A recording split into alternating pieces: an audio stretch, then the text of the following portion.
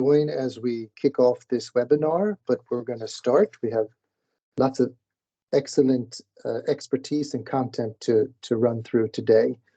So welcome, all of you. On behalf of the Ellen MacArthur Foundation, Reuse, and my organization, the Sustainable Fashion Academy, as well as the European Union Circular Economy Stakeholder Platform, I want to welcome you to the webinar. As you can see, Circular Business Models for Fashion and Apparel, How Can Policy Make the Economics Work? And as we can hear, if you could make sure you turn off your microphones and your cameras, if you're not speaking, that would be great. My name is Mike Schrager. I have the pleasure to moderate today's session. I also want to acknowledge my great team of colleagues, Valerie Boyton and Marie-Jean Gartner, who've been instrumental in organizing this webinar. As you may know, Valerie works with the Ellen MacArthur Foundation, a charity working with circular economy. Marie-Jean Gartner works with the International Federation of Social Enterprises, active in repair and reuse. And our organization has the mission to dramatically accelerate progress towards science-based sustainability targets and the global sustainability goals by leveraging the power and influence of the apparel and clothing industry and sector. So just to set some framework for today, as well as to give some practical information, as we always do at the beginning of these events. My first question for all of us, just to warm up our brains, is this. How many of you have, in the past month, rented, reused, repaired, or resold your clothing and apparel? Or how many in the past 3 months or past 6 months? Well, our goal today is to focus on what is required to ensure these kinds of behaviors become the norm in our industry and not the exception. Of course, when it comes to circular business and models in apparel and fashion, there are a lot of assumptions behind the statement I just made, which we will continue to explore and examine. But today we are operating somewhat under the assumption that for our use of fashion and apparel to actually operate within the planetary boundaries, we actually need to shift to models that help decouple economic activity from the use of virgin materials and other resources. And we have to do this, of course, in a just way. To achieve this, it will be necessary, we think, to break away from linear ways of doing business, right? So from those ways that don't boost economic rationale, and we need to move to boosting this economic rationale for product longevity, reuse, repair, and recycling. So today, just so it's clear, we're going to focus mainly on keeping products, what it takes to keep products in use, and not on the policies to encourage recycling. Now, maybe I should also ask you, as we get started, how many of you already have an opinion for whether current legislative proposals, both at the EU level or member state level or in other countries, actually are sufficient to encourage the uptake of circular business models, to make them the standard, not the exception? Well, this is what we're really asking today. What policy tools and mechanisms are needed on the road to 2030? How are we going to accelerate the uptake of these business models so their positive impact is happening? And how do we think the EU Textile Strategy and related legislative proposals address these or not address these? Of course, this is a complicated topic, and we will not be exhaustive. Rather, we hope this will contribute, of course, to the ongoing efforts to ensure this topic is on the top of the policy agenda, that we make this happen. And we also know that many of you who are listening are experts in your own right and have many special perspectives and statements and recommendations. Some of these we won't cover today. But with that in mind, we want to make sure that you feel free to add your comments and recommendations in the chat. I know that all of our organizations will find that valuable, and we will also aim to pass those on to people in key positions in the EU, like the Commission. So just to finally address some practical questions, and then you will be able to hear from the experts. The webinar will last around 2 hours, give or take. We'll spend about 20 minutes hearing from Gwen Cunningham at the beginning.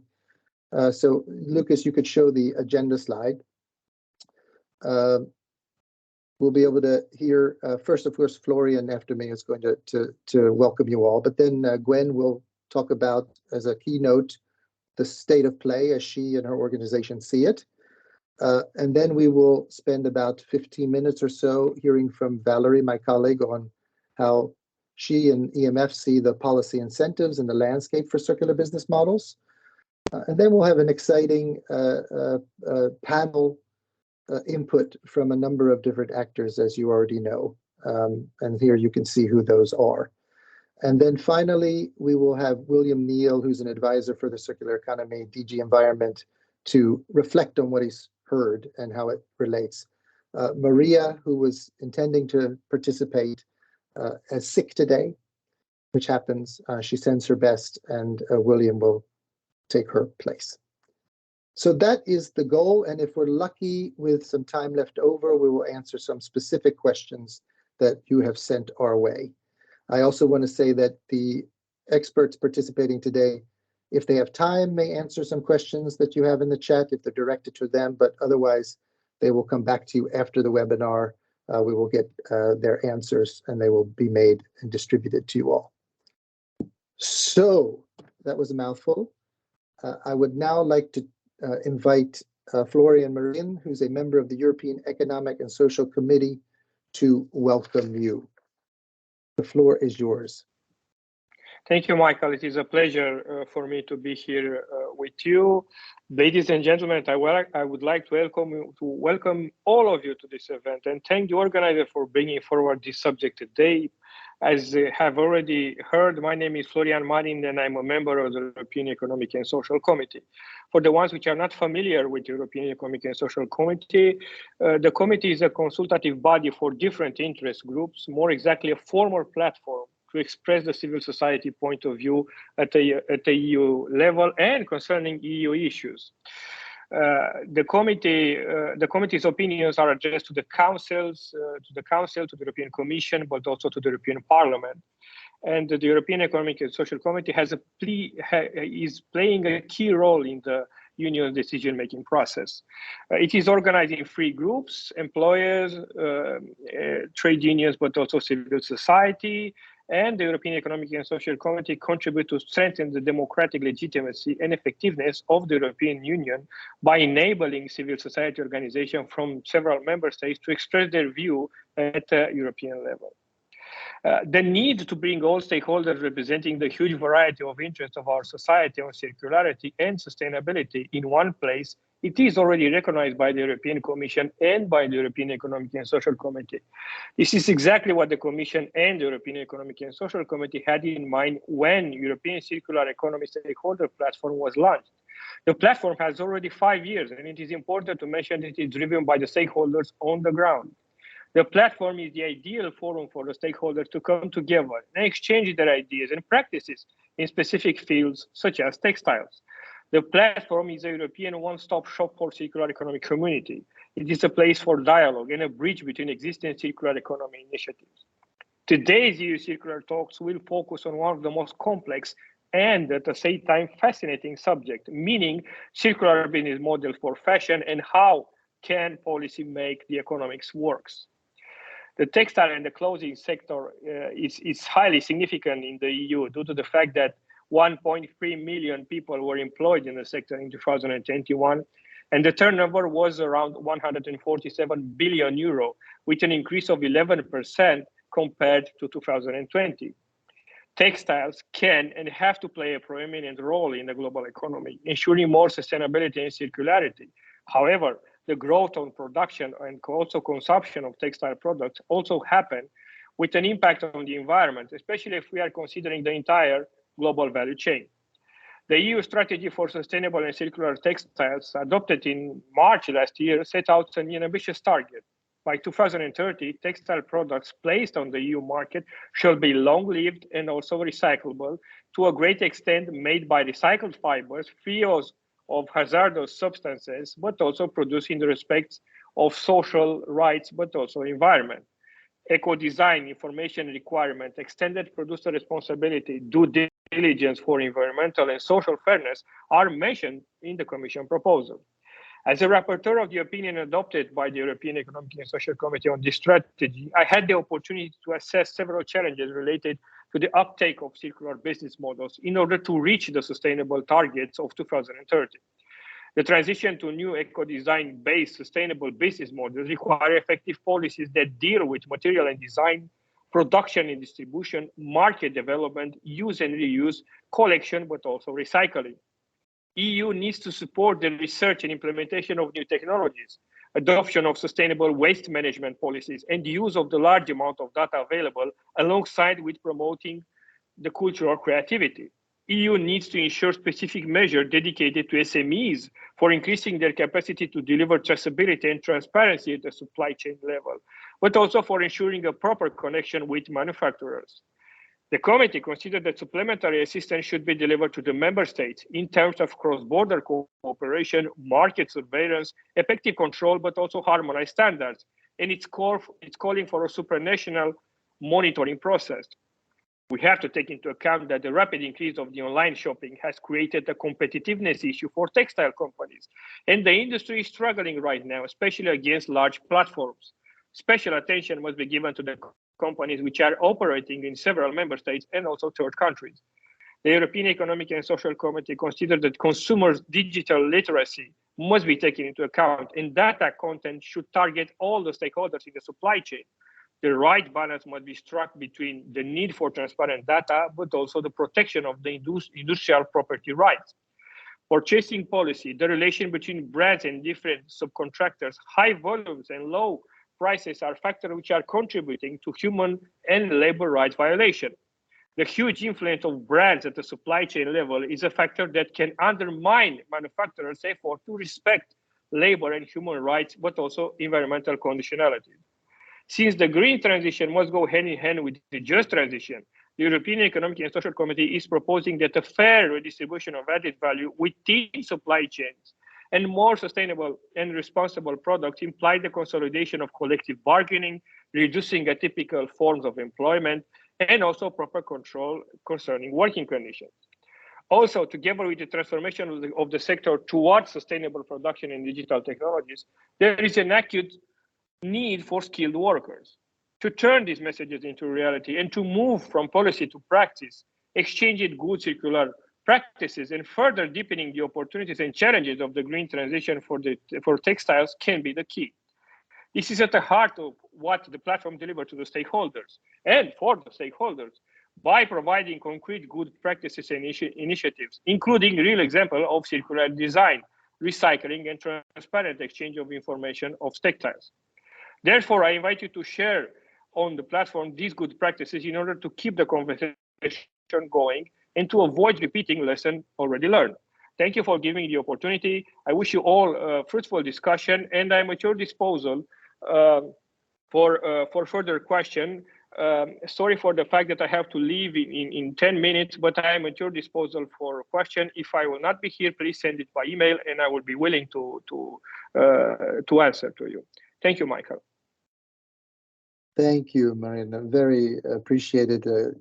Clearly, you've covered a lot of the complex issues that the industry is facing to move in its transformation. So thank you, and hopefully we can engage at another time.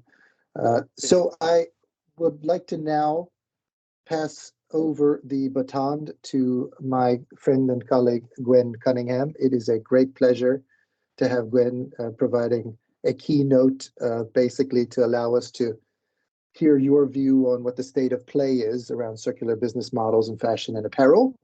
How are you? Good to have you. Good to be here. Yeah. Give a state of play on something that is evolving so fast, but I'll do my best. Exactly. That's a great point. And so, although this won't cover over all of the things you're going to cover, we talked about, hearing a little bit about how you define circular business models, their potential from an environmental, social, economic point of view. Do we know what the state is? What percent are in the marketplace? Perhaps what some of those things you're going to cover and a bunch more. So the floor is yours. Thanks, Mike. Let me start by sharing my screen. Hopefully everyone sees that. Yeah, brilliant to be here and very honoured to give this kind of state of play intro. My name is Cunningham. I lead the textiles programme at Circular Economy. For those of you who don't know us, we're an impact organisation based out of Amsterdam, but working globally. And primarily we work with businesses, with cities and with nations to help them in the practical implementation of the circular economy. So bringing it from theory to practice as much as we can. And circular business models have been a huge passion and interest of mine as far back as I can remember, but also a big part of the work that we've been doing within the textiles program since around about 2017. So a lot of the kind of insights that I'm going to share today are really insights from the field, from what we're hearing on the ground with our partners across the supply chain, and hopefully gives you a little bit of a foundation against which then we can have a discussion about policy as an enabler later on. So as Mike said, my role is to really introduce the topic. Why are they needed? What is their impact potential? What are also maybe the risks or the blind spots that we need to be aware of when we talk about impact? And where is the market today? Evolving very quickly. So let's start with the question of why. What challenge do these circular business models aim to address for the textiles and the apparel industry? As we just heard, it's probably no news to anyone in this room that the apparel industry primarily operates in this linear take, make, waste fashion. And the EU industry is no different. In 2020 in Europe, an estimated total of 6.6 million tons of textiles were consumed, and that equates to about 15 kilos per person. And what's interesting, I think, is that, of course, when you look at the raw materials that go into that, 175 million tons of primary raw material that were used to make that volume, only about 20% of those raw materials actually are produced and extracted within Europe. So our European consumption is highly dependent on imports and on the global value chain. And of course, it's not only a question of what we produce, but also how we consume and how we use what we produce. And we see globally that there is a real nosedive happening with regards to product utilization. So how often we use our garments. And in actual fact, what we're seeing now is over the last 20 years alone, the use time of clothes has decreased by 36%, and that equates to about an average of 7 or 8 wears per item.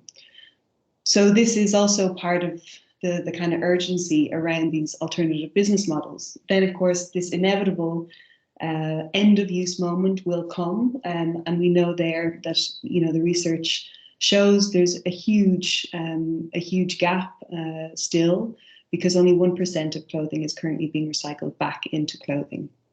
So in short, Europe's industry is characterized by increasing rates of consumption, decreasing utilization rates, and also a growing mountain of post-consumer textile waste, for which there are relatively limited end markets and solutions right now. So given that, it's probably no surprise that from a global life cycle perspective, in 2020, the EU's textile consumption had on average the 4th highest impact on the environment and climate change, the 3rd highest impact on water and land use, and the 5th highest impact in terms of raw materials and greenhouse gas emissions. So this is why it is such a strategic focus sector. What are then those key leverage points for change? I think traditionally there's been a huge focus on producing a better product. And that is absolutely part of the solution that we have to look at. But interestingly, a lot of research, and one of those pieces is the Fashion and Climate report that was released in 2020 by McKinsey and others, that really confirmed that a pure focus, or to focus only on sustainable production and materials, is not going to drive the reduction in greenhouse gas emissions that we need to see, since a large part of the problem has to do with how much we consume, how we consume, and then how we dispose of our garments. So that report concluded that actually 21% of the industry's accelerated abatement potentials, that's their ability to reduce greenhouse gas emissions and stay within that safe 1.5 degree pathway, 21% was really made possible through circular business models that would drive a change in consumer behavior. So this is things like repair, like rental, like resale. And that same report specifically concluded, or maybe had a call to action, that to stay within that 1.5 degree pathway and that safe operating space, by 2030, we need to live in a world in which 1 in 5 garments are traded through circular business models. So this is kind of the call to action. And why do these business models hold so much impact potential? I think this is really key question to look at. We know now more and more that extending what we call the active service life of garments is considered to be one of the most effective ways to reduce the overall impact of the industry. And that's because if we can optimize and extend that life cycle, we can do 2 key things. The first is we could contribute to decreasing the need for new production and new consumption, which of course would then drastically reduce the emissions, the pollution, the pressure on biodiversity associated with virgin fiber, production, processing, manufacturing, etc. And secondly, of course, by extending that lifetime, we can really reduce and displace the growing volume of textile waste that's generated year on year. And there's been some really promising kind of research trying to quantify what exactly is this impact potential. Probably one of the best known is from RAP in the UK. And I see this quoted a lot around the place because it is so compelling, that if we extend the life of clothes by just 9 extra months, that we would reduce carbon, water and waste footprint by around 20 to 30% each. So you can see why there is such an excitement around this. I will come back to that statistic in a moment to add a little bit more nuance. And then we see, further research from Ellen MacArthur Foundation, who are in the room today. They've gone a step further and they've really modeled the impact potential, environmental impact potential of specific circular business model types. So their research found that resale and remake models for apparel can generate a CO2 emission reduction of up to 47% when compared to a linear alternative. That B2C rental models can generate a reduction of up to 41%, and that repair models can generate a reduction of up to 31%. Now, I think what is really key to the discussion around impact is to acknowledge that we need to be very kind of critical and deliberate with how we design and implement these new models on the market. While these projections are extremely promising, we can't be complacent in presuming that just because it's a circular business model, that it necessarily has a net positive environmental or social impact, because these projections are built on a myriad of assumptions. So some of the kind of key indicators and metrics, or to put it simply, the questions that we have to ask ourselves are the ones that you see here in front of you. The first is really the question of displacement. So is the reused item or the rented item or the repaired item, is it actually displacing the purchase of something new? So we just heard that RAP statistic, that 9 extra months equals 20 to 30% reduction. That statistic, that figure is based on an assumption on rate of displacement. So that calculation assumes that if 10 garments are used longer, it replaces the purchase of 6 new garments. So it assumes a 60% displacement rate. So this is really important for us to really acknowledge that one of the biggest kind of potentials of these models is to do with the question of displacement, and we really have to safeguard that at its core. The second question is a question of utilization. So will the item the reused, the rented, the repaired item, will it be used more actively compared to a non-reused, non-repaired, non-rented item? Thirdly, and maybe not surprisingly, is the question of all of the operational impacts associated with the model. We're essentially building out these new loops and these new supply chains. So we need to take all of that embedded impact into account. So does the model still have a net positive impact when we consider logistics, laundry, packaging, and maybe also the kind of byproduct, non-rewearable textiles that come out of these new models, which need to be responsibly recycled and managed?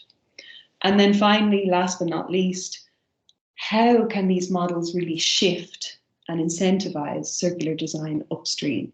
This is one of the really beautiful opportunities, is that, you know, by driving circular business model adoption, we also drive circular design adoption, because these two things are so dependent on each other for success.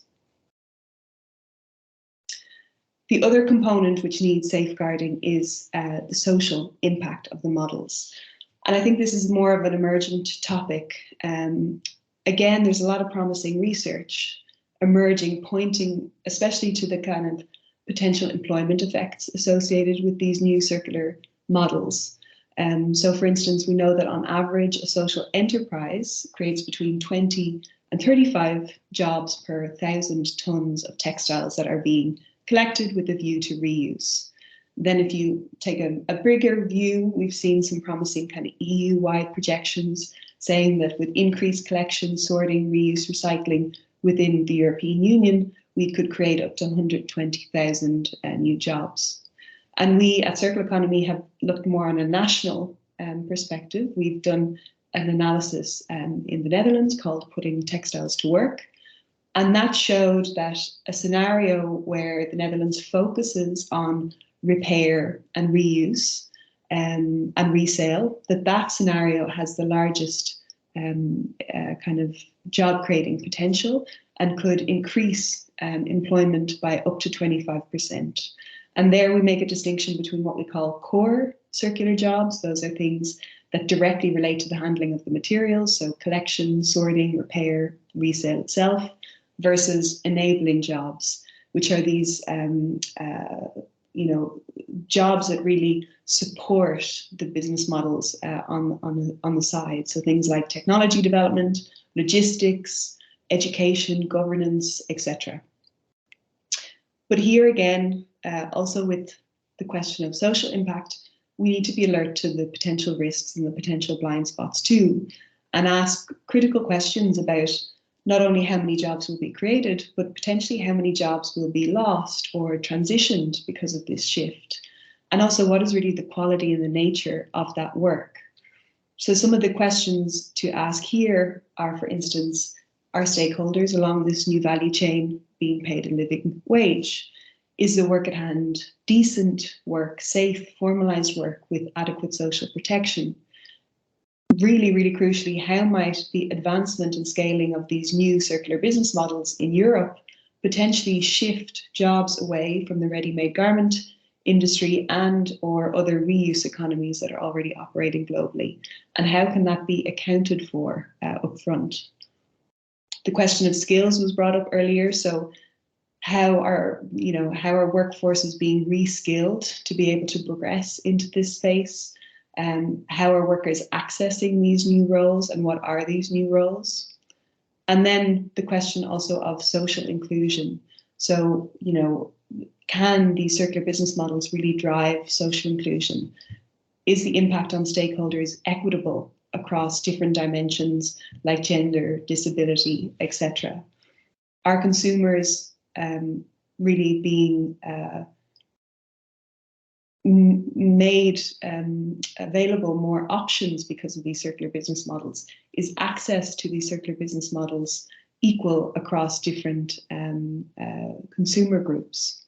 And have reused, repaired, rented items been designed for inclusively, for inclusive design? So these are some of the kind of key questions. If anyone wants to know more on this particular lens, I would really direct you to the work of RAP and WRI, because they have done some fantastic research in this space. So if that is kind of the question of why these business models are needed, then how do we actually bring them into practice, and what are these different flavors or versions of events? So for the purposes of today, we're really focusing on 3 distinct models: resale, rental, and repair.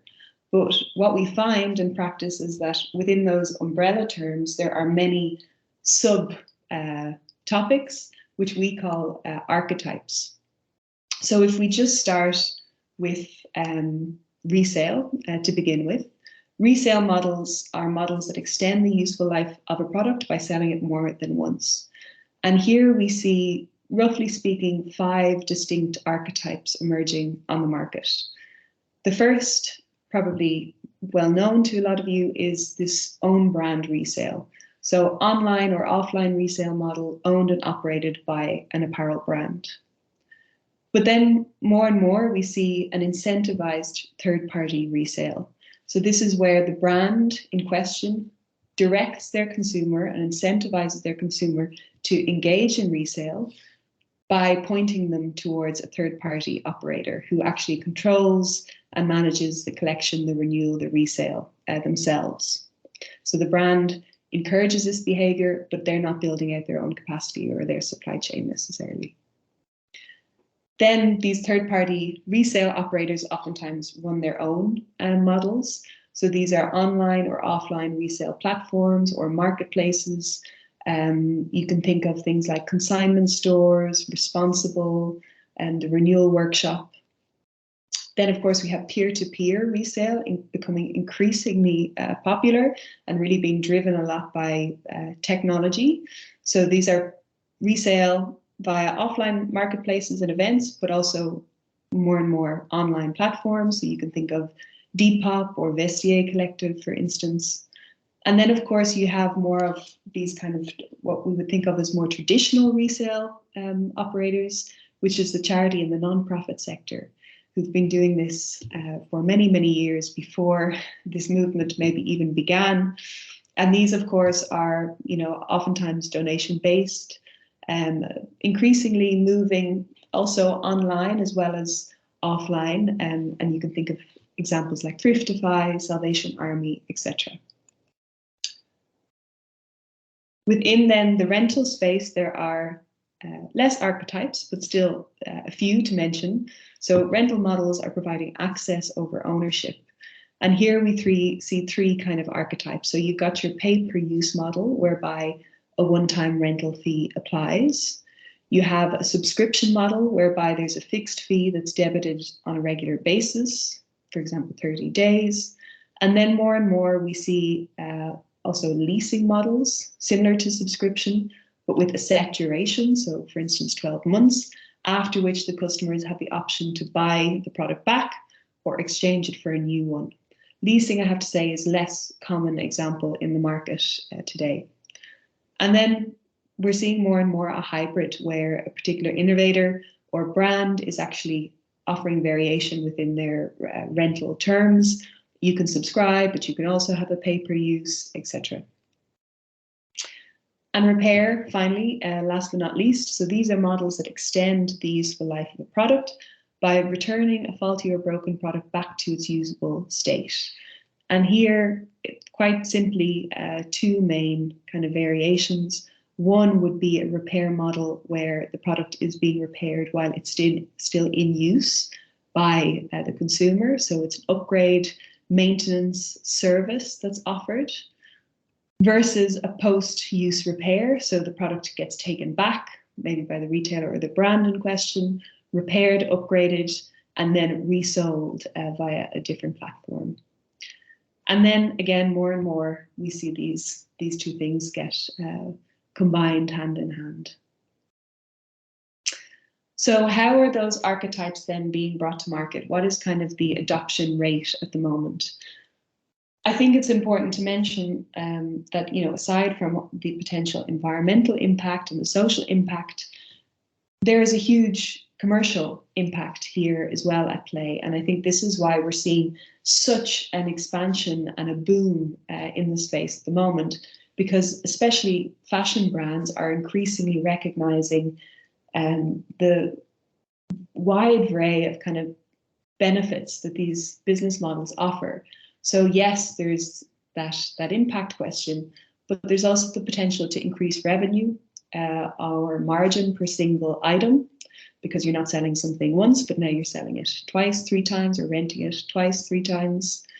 It's about controlling existing secondhand markets and really bringing, that revenue generation that is already happening outside of your purview back into your own brand and into your own business model, tapping into new consumer and customer segments. So it could be that maybe you now access a market that ordinarily couldn't afford your product, for instance, but because now there's a reduced price on a secondhand item, this market opens up. And it's also about speaking to the attitudes and the values of a new generation. A lot of compelling research showing that this boom and this kind of movement is being driven by a younger cohort. And finally, something which is spoken about probably not as much as it should be, but we hear it back in many of the brand conversations we have, is really the potential of these business models to strengthen the relationship and the loyalty between the brand and the customer, because it's not that this relationship ends at the point of sale anymore, but really your customer becomes your supplier in these circular business models. And so there's really a continued relationship there that needs to be nurtured over time beyond that original point of sale. So again, lots of research pointing to the commercial or business opportunity behind these models. And Ellen MacArthur have come out with some really compelling statistics only last year, showing that these business models have the potential to grow to 23% of the global fashion market by 2030. So hopefully that's hitting that 1 in 5 goal that we heard earlier, and that represents an opportunity of $700 billion if you look at it through a financial lens. And we see, if we break it down, that different models have slightly different trajectories. The resale market is definitely, I would say, in the lead at the moment. It's set to more than double between 2019 and 2024. It is growing much faster than traditional retail at 15% annually. And the research is more and more suggesting that in the next 10 years, it will outpace fast fashion. Rental then is definitely on a smaller scale, but the same kind of trend can be seen.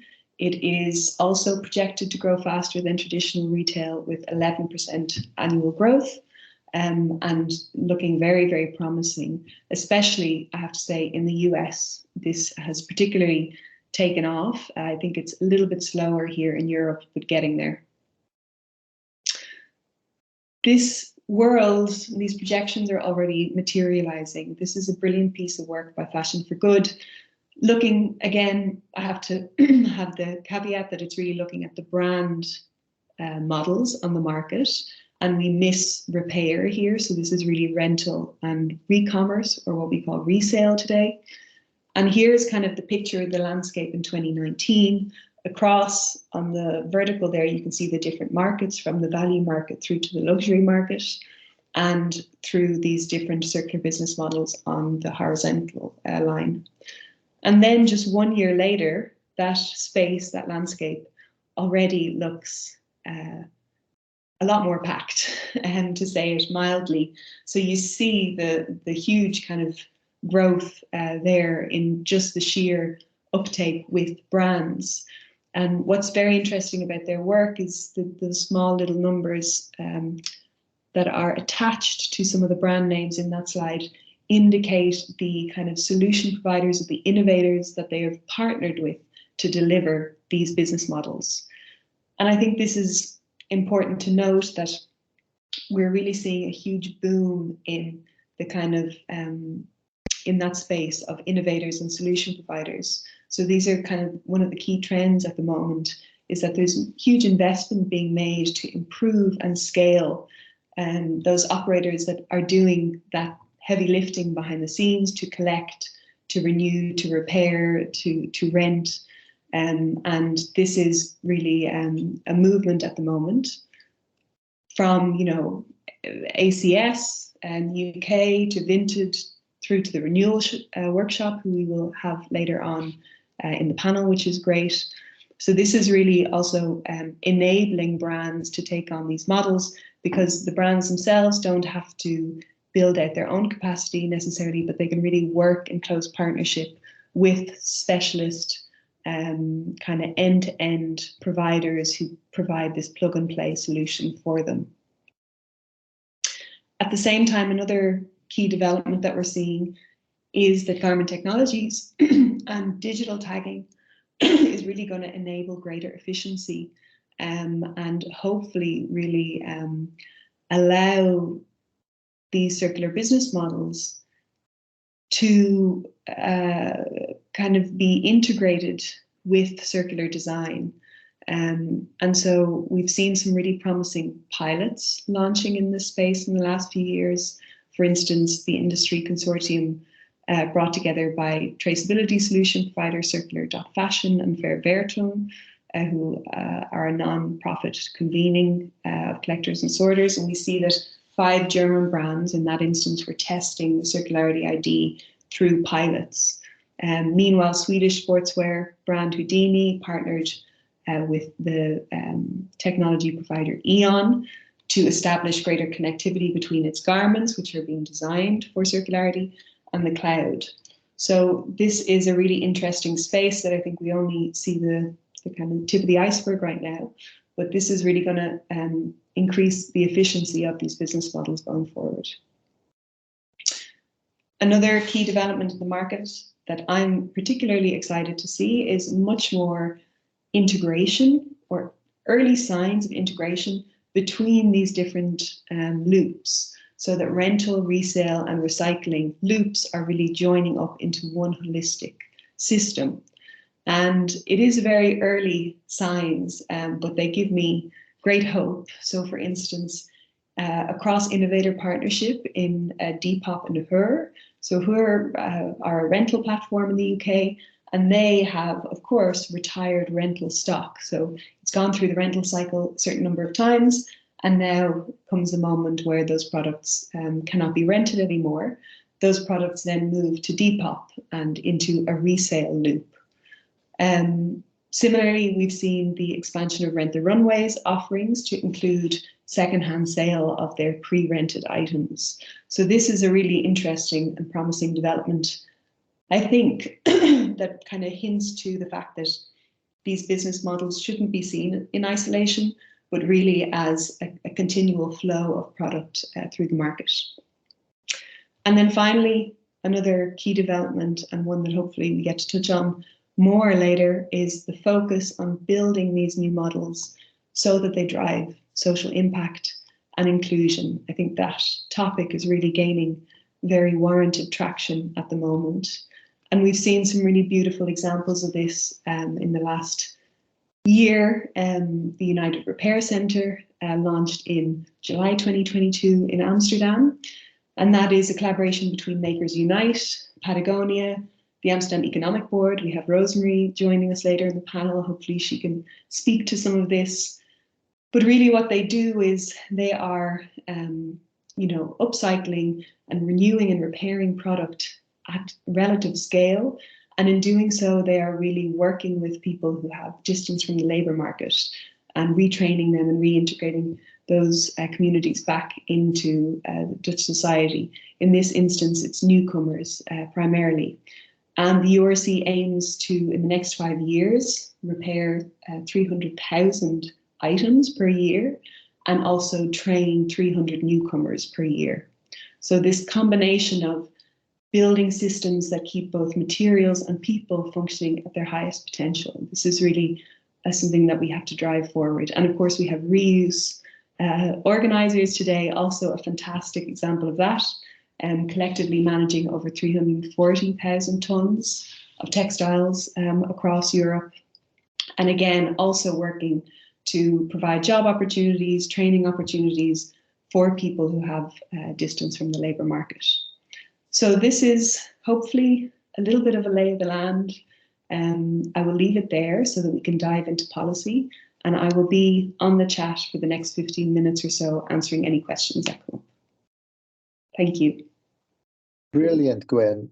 Thank you for such a articulate and broad look at the different elements of this world. I have a quick question for you. I don't know if you have an answer to it, so you're not on the spot because if you can't answer, but is there one thing or two things in particular you think preventing some of these models from scaling beyond what they're doing now? Is there something that comes to mind when you do your work with these companies or work with this area? I mean, I think there's obviously a lot of policy topics that will come up later, so I'll leave them to Valerie. But I mean, one of the challenges that I see is that because the space has moved so incredibly quickly, and because, especially with brands, because circular business model development has become synonymous with innovation, and a way to really distinguish yourself as a brand, and stay relevant, etc., and build new kind of revenue streams. It means that each individual brand is building out their own distinct model, their own take-back scheme, their own renewal processes, their own resale platforms. And it means that there's a huge variety in the market. But I think it's really a missed opportunity the more and more I see it evolve, because on one hand, I think it can be quite consuming for the average citizen. I've got my H&M top that needs to go back to H&M, and then I've got my Adidas trouser and that needs to be sent by post to this. So it's creating kind of a very fragmented system to the consumer, but also on the back end, it's just a loss of efficiency, and these companies are under immense kind of pressure to build out these new circular supply chains themselves, hopefully in a way that is, impactful in all the right measures, build that capacity, make those investments. It really is a chance, I think, to think of some of these component parts as pre-competitive innovation. And that's kind of the topic that I find really interesting at the moment, is how can we combine forces to build out the system, the infrastructure, the processes that can help these to move from pilot to scale. Interesting. I think there's big challenges ahead in the next 5 years or so. Very, very interesting insight, and we need to think about that from a policy perspective. So I have so many questions, but we have to move on. Thank you again for this great introduction. I now want to shift us over to getting into the policy. That's why we're here today. And there you are, Valerie. So happy to have you. Equally a great pleasure. Let me pass the baton over to you, because you're going to talk about the landscape, right? How you see and EMF sees Correct. the policy landscape and how conducive or not it is for encouraging these models. So take it away. Thank you very much, Mike. Thank you for this introduction. And actually, first of all, thank you to all of you who are here today. I'm one of the organizers of this event, so we did a lot of behind the screens work. And frankly, we are having 200 people here today. That definitely exceeds our expectations. We're very happy to see so many people turn out for this specific topic, which is how can policy make the economics work? What's the role for policy in scaling these circular business models? And just building a bit on what Gwen just introduced, and actually just said in that answer to your question, Mike, there is an important variety of these circular business models in today's market, and we have to acknowledge that. It is both a for-profit and a non-profit story. It is about resale, rental, remaking, repair, obviously, as well. So lots of different realities and lots of different scales that we're seeing at the moment in the market. What all these models have in common is that they keep our stuff in use for longer. They increase the use of our clothes, and by doing so, decrease the impact of the industry. So there is an important opportunity here, one that's both an environmental one and an economic one. However, all these models currently operate in a larger economic system that is linear. So to help them scale, we need to change that overarching system. We need policy interventions. The circular economy is a bigger idea. What we're all about is a systems solution. So we're really trying to change every aspect of our economy, of the way we produce and consume our products. So therefore, no surprise that policy making we need for a circular economy is also a bigger idea. It's not about one measure or one target. We need a whole range of things to be put into place. And because of that, I would like to take a few steps back, actually, and look at the wider landscape of circular economy policymaking in the EU today. Why? Because after all, the policies we need to increase reuse and repair of our garments, it's very often the same ones that we need to increase reuse and repair of, say, electronics or furniture or other products. So looking at circular economy policymaking as a whole, and I know we'll have the Commission here later on, but just wanted to give a bit of an insight into sort of the latest analysis or the latest reviews of where we are today. I looked at a few reports when I was preparing for this presentation. The first one that I found quite interesting is the IEEP's latest report. That's the Institute for European Environmental Policy. They reviewed this fairly impressive list of initiatives, all these circular economy initiatives, both planned and adopted. They all came out in a very short time span. They all came out since 2020, since the Circular Economy Action Plan of 2020. And the key trends across all this that the IEP identified was that, one, we are moving up the waste hierarchy. That's quite significant.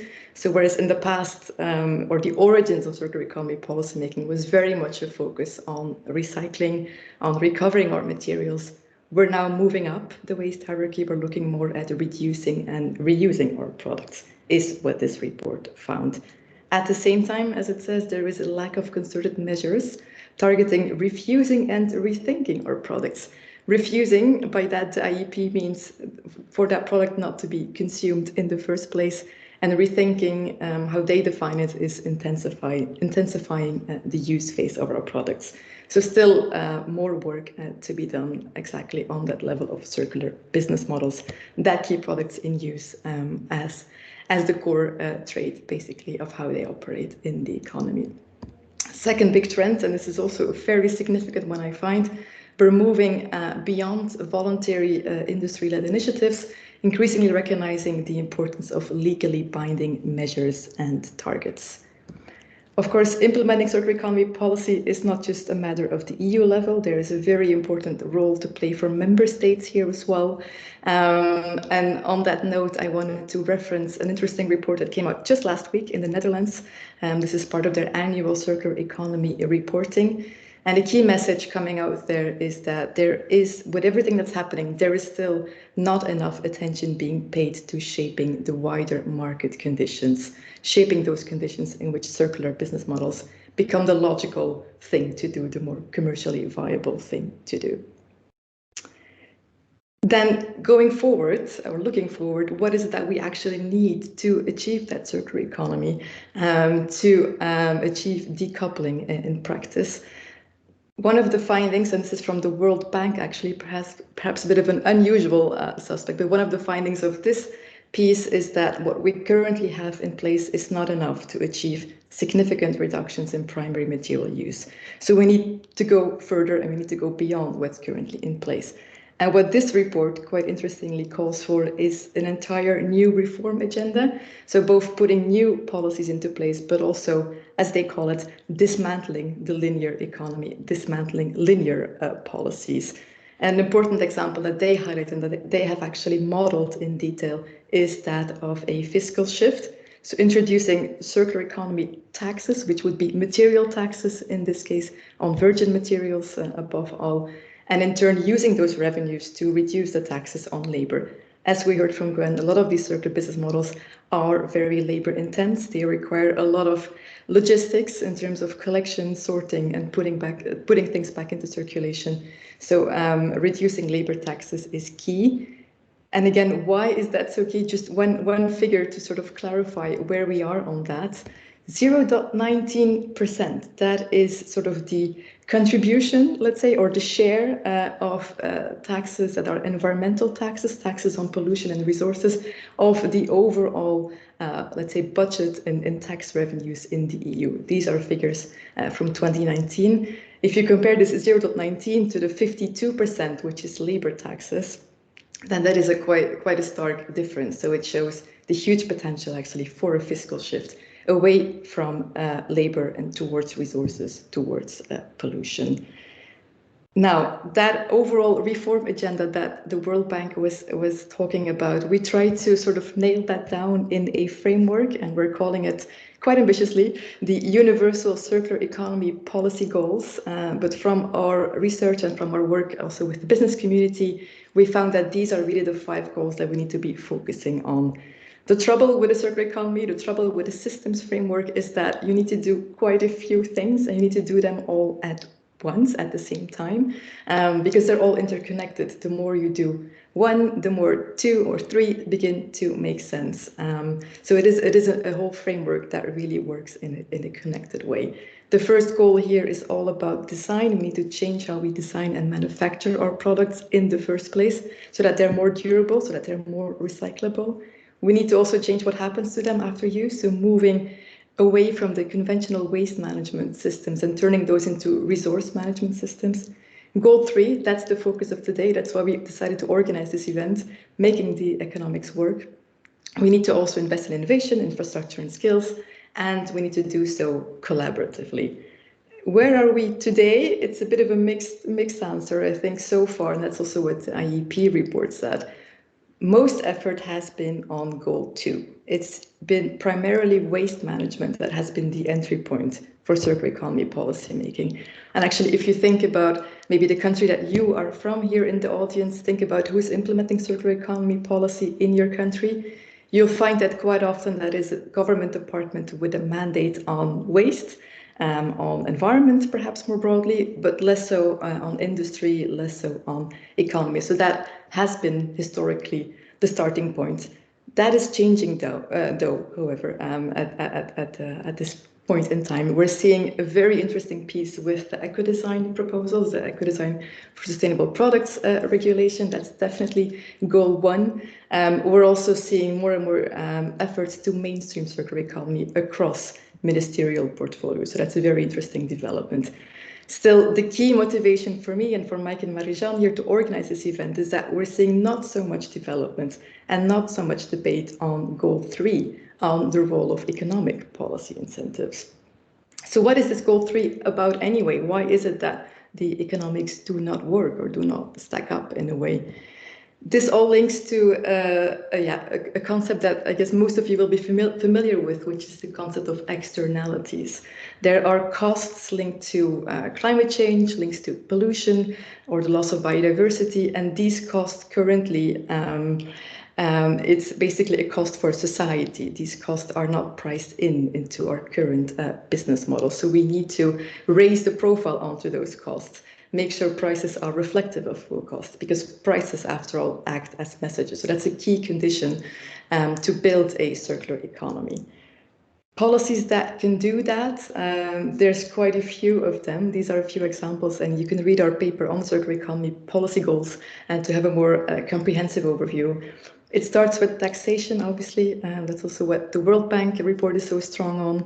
But we also need to reform existing pieces of legislation, existing patterns of subsidies and the allocation of government funds, for example, labor market policies. At the moment, we don't have the skills available to massively repair our fashion and our clothing and our shoes and so on, our fashion products. Trade is hugely important, public procurement, and so on and so on. So quite a range of policy measures, and I would love to hear from the stakeholders on the panel what they think we could be doing and should be doing to get there. So moving forward, we need to formulate a lot of new policies, that is true, but there's also the nitty-gritty work of rethinking what we already have in place. And for textiles, that often relates to the status of products. Are they waste? Are they products? That's not really clear. That can be interpreted in very different ways from one member state to another. How do we label products? So the current requirements on labeling aren't really clear. They're very much made for new products. We don't really know how to label remade or repaired products when we sell them again. When we put new policies in place, we need to think about harmonization. We're talking a lot about EPR and eco-modulation of EPR, but then when we have a whole eco-design framework coming into place. How can we make sure that those two join up and actually reinforce each other? And we need to track progress. There's a lot of pieces of legislation being proposed right now with a lot of different reporting requirements. Can we make sure that these are all linked up so that we build a better picture of where our materials are going in the EU economy? Lastly, this is of course not my work, this is the Commission's work with the EU Textile Strategy. I just wanted to share this vision because it's such an important piece of work, and I think it will be guiding a lot of the conversation that we'll be having with our stakeholders, with our panelists later on. But as you can see from this vision that looks at 2030, circular business models play a key role in getting there. As it says there, profitable reuse and repair services are widely available. So again, with this event today, we very much hope that this helps to speed up the conversation and helps to make us all a bit smarter on what it takes to get there and to achieve this vision in 2030. Thank you.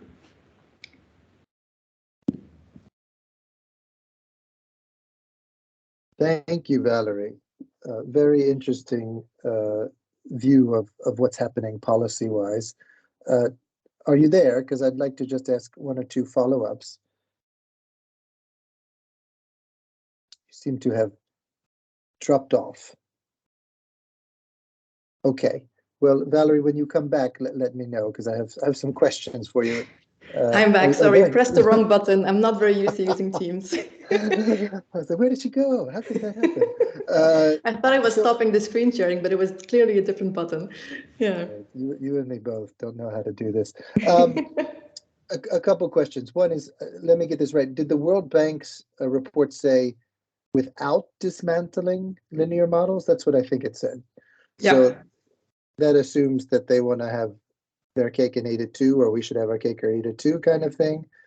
So that's one question I have.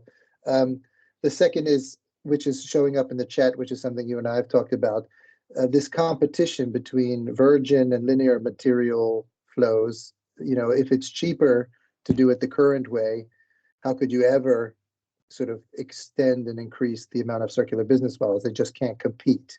And how do you think about that particular thing? You did mention taxation and taxation on materials. So just some reflections there. Good. So on the World Bank, I'm obviously not the author of that report. I do have to say I was fairly impressed when reading that. It is a huge report. It has over 100 pages with lots of modeling actually looking forward. But indeed, they're quite clear on the need for dismantling, as they call it, or linear economic, or not economic, but our linear policy framework. So for example, when they model those fiscal shifts, they say that actually the best case scenario is where you combine taxes with subsidies. Subsidies, not just introducing new subsidies, for example, on repair, but also removing, and I guess we all know that from a climate point of view, but removing subsidies, those on fossil fuels, for example. So they're absolutely saying that this is a conditio sine qua non, this is a condition to get there. And actually, yeah, there's this element of the policy mix, which is the more we combine and taxes and subsidies, and the more we review and rewrite existing legislation, also looking at skills, labor market policies, and so on, the more we do all that together, the faster we go, obviously. It's the same with EPR and eco-design. The more you design products for prolonged use, for durability, for recyclability, the longer those products will be kept in use in the economy, the less waste you end up having. So the more EPR can become a very efficient system, targeting a very specific set of your stream of products that have actually become waste because they can no longer be reused, remanufactured, repaired, and so on. So there's a very interesting dynamic, and the World Bank report shows that quite nicely. The second question was on how to, sorry, I kind of lost the question, but on how to make that the economics work for recycled materials over virgin materials. Is that the question? Well, it was maybe trying to simplify what you've just said, which is it from a sort of a profit model perspective, or for a consumer model perspective. If you simply have too cheap virgin materials, how could circular business services and models ever compete with them? And so you're sort of pushing a rock up a hill until you address that. So I was curious what you thought about that. Yeah, no, absolutely. That's the whole externalities, the pricing and externalities debate that I was referring to earlier. So when we talk taxation, it's not just VAT, but it's also taxation of virgin materials, for example. It's when we talk trade, we have to look at carbon border adjustment mechanism and so on, and what that actually means for products going forward. So there's a whole range of mechanisms that we should consider to indeed make virgin materials the less logical choice in a way, and make keeping stuff in use the more logical choice, simply because it makes economic sense. And whether that's for a non-profit or a for-profit organization, it is simply something that makes sense for them. So that's what we should be getting to. But there's also a whole lot of work, I guess, coming up, which is more the nitty-gritty, so the bits in the legislation where we simply do not quite know what is legal and what's not legal. So there's often a bit of a no man's land, especially if you look into these more inner loop business models like remanufacturing or remaking. When they take existing stuff and they want to turn this into new products, for example, they take men's shirts and they want to turn this into curtains, it is very hard to sell these curtains to a restaurant or to a hotel, for example, because you can't really prove if your shirt, or well, your curtain by now, is that compliant with the REACH regulation? Does it have the flame retardants that this restaurant is asking you to have, and so on and so on. So there's a lot of sort of gaps. How did you even get this product in the first place? Was it a product back then? Was it waste? Are you okay in terms of your paperwork? So there's just a lot of questions still that really often come up for these business models. And I think there's, yeah, a bit of a boring, perhaps tedious work, but there is a lot of work ahead to just rewrite this legislation and clarify these aspects. And let me ask you one final question, because we have to then get the input from all these great stakeholders. But EPR, often people focus on EPR and say, well, the EPR framework should address these things.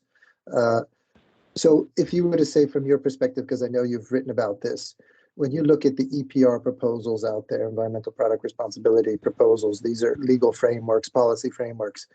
What do they do and not do when it comes to enhancing or hindering circular business models? Just a few sentences about that.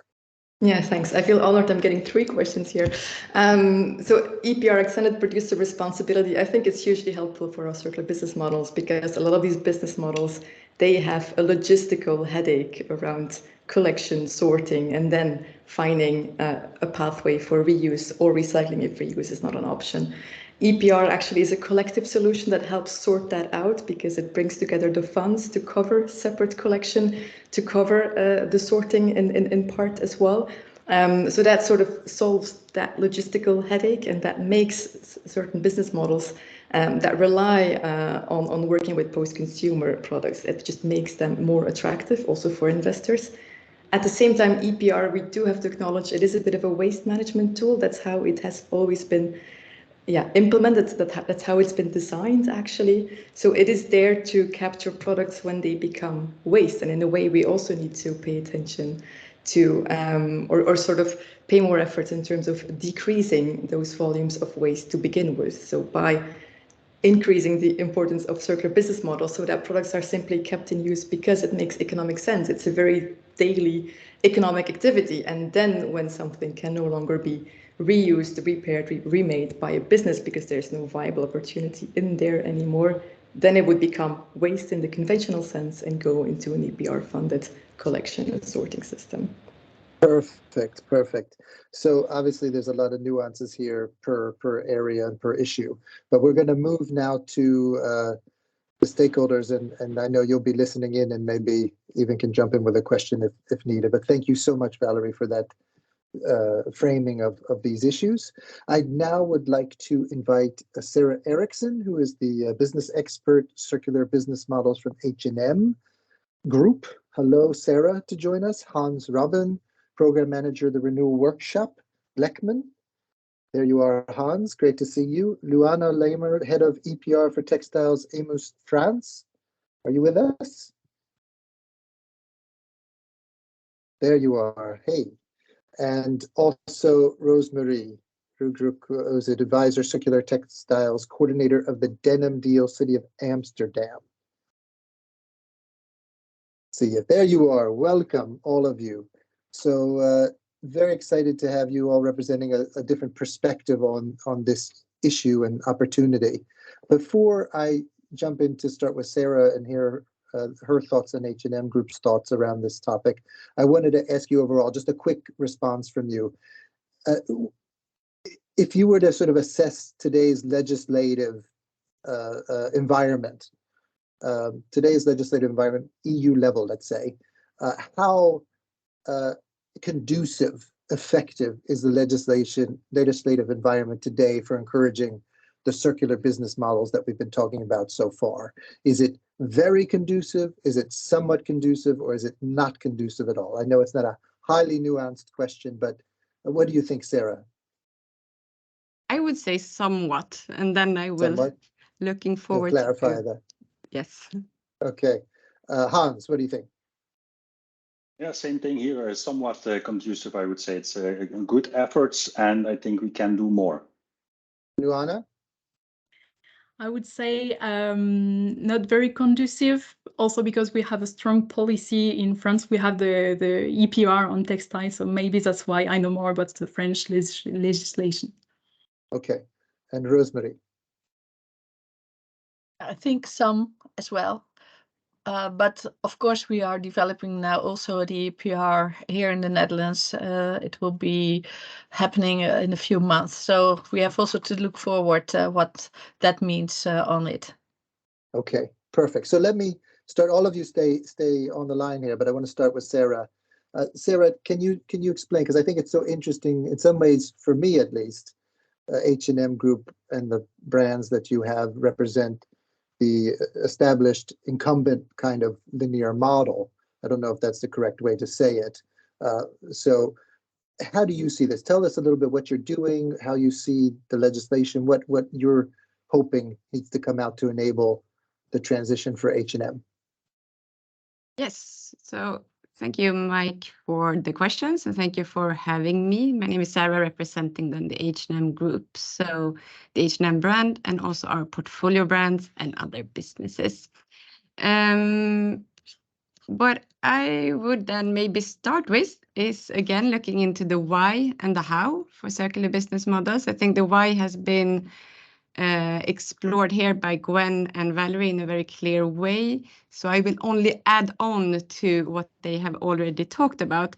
I think for us, it's also connected to our science-based target on climates, where we know that, I mean, both energy efficiency and energy or renewable energy is crucial to meet them, but it will not take us all the way. So we also need this decoupling to achieve our targets for climate and nature.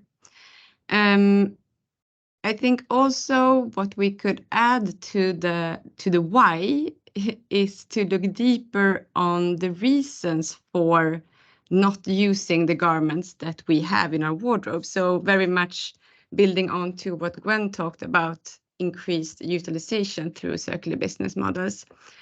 What we have seen when we looked into this, looking at research, is that you can see three quite equal areas or reasons for why we stop using the things that we have. The first being the intrinsic quality, that something is broken. So of course, then a repair service could tackle that and put that garment into use again.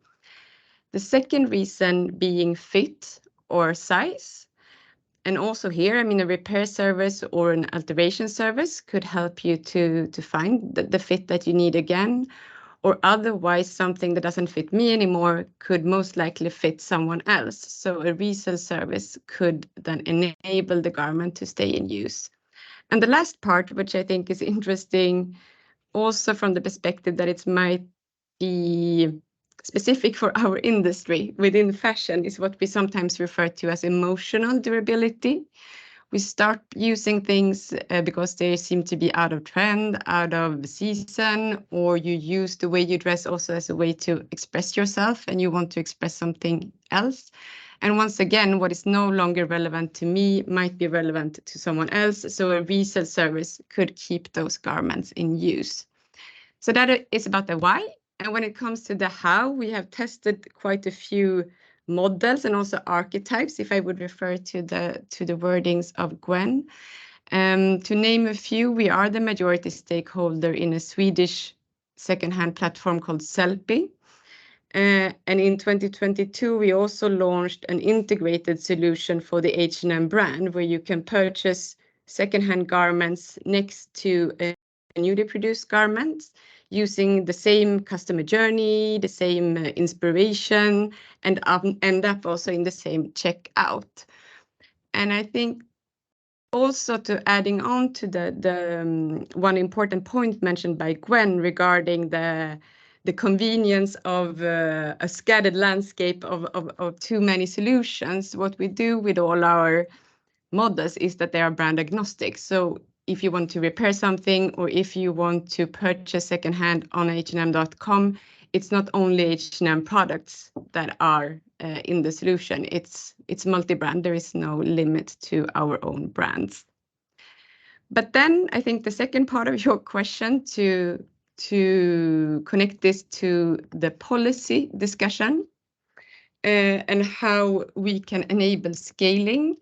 I think Valerie have the expertise within policy, and she put it in a very clear way. What I can bring to the table is, of course, then the retail perspective, the business perspective.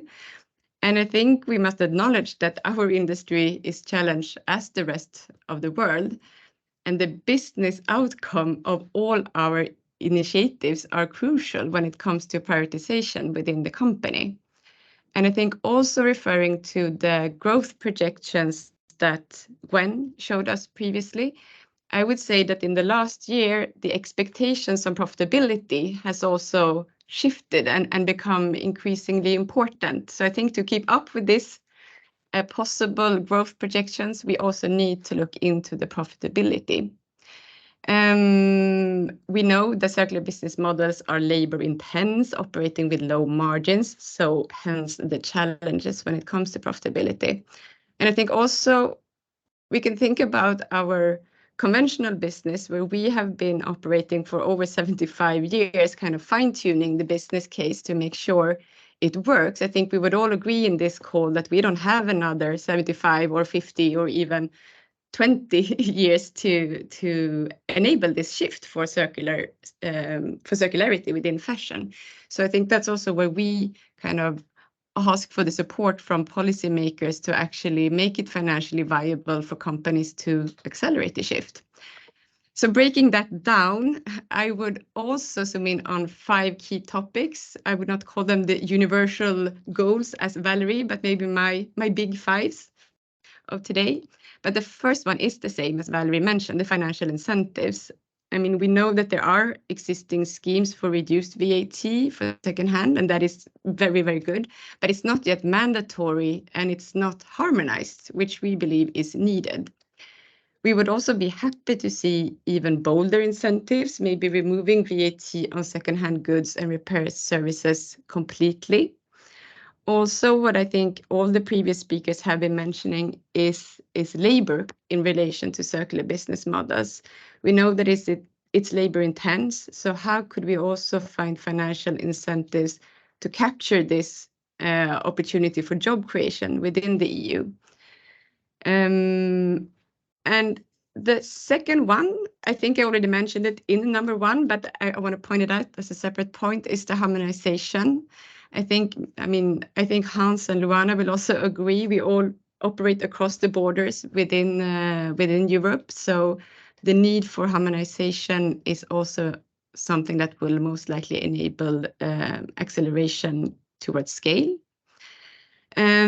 Number 3, also referring back to what Gwen talked about when it comes to impact calculations for resale, secondhand, and also repair. I think it's also been a good discussion in the chat regarding this topic, where we see different reports showing different numbers. So I think what we would like to raise is just the need of a discussion and maybe a deeper research, so that we can find alignment around the impact calculations for those models.